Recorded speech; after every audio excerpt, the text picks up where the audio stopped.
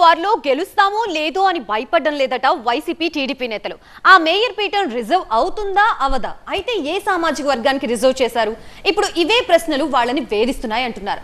General అయితే బాగుంటుందని కొందరు నేతలు ఆశపడుతున్నట్లు సమాచారం. అయితే ఎస్సీ లేదా బీసీ చేస్తారని మరికొందరు కర్చీఫ్లు వేసుకొని కూర్చున్నారని టాక్.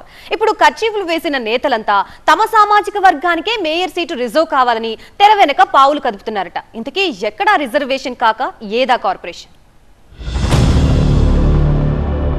కడప మేయర్ కుర్చీ రిజర్వేషన్ పై నేతల్లో గుబులు. ఏ సామాజిక వర్గానికి కేటాయిస్తారా అనే ఉత్కంఠ. ఎస్సీ లేదా బీసీ అవుతుందా? పావులు కదుపుతున్న ఓసీ నేతలు. IIHM స్టూడెంట్స్ ప్రపంచం మొత్తం ఉద్యోగాలు చేస్తూ లక్షల్లో జీతాలు సంపాదిస్తున్నారు. ఇప్పుడే చేరండి international institute of hotel management.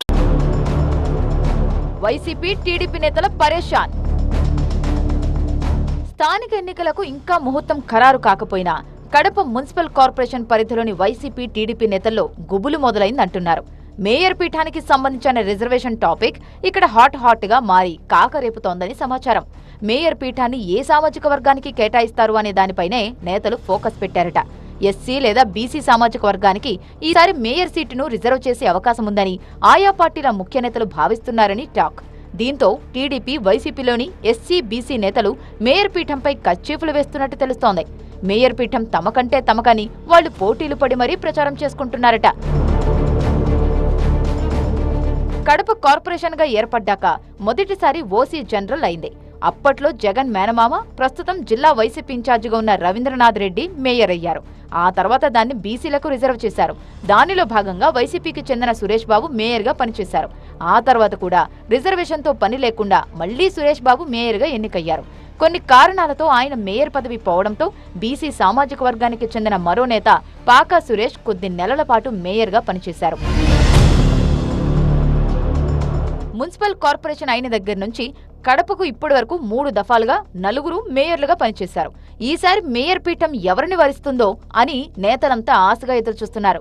అయితే కడప కార్పొరేషన్ను ఈసారి ఎస్సీ సామాజిక వర్గానికి రిజర్వ్ చేస్తారనే టాక్ నడుస్తోంది. అయితే బీసీ కేటగిరీని కూడా పరిగణలోకి తీసుకునే అవకాశం ఉంటుందని మరికొందరు భావిస్తున్నారట.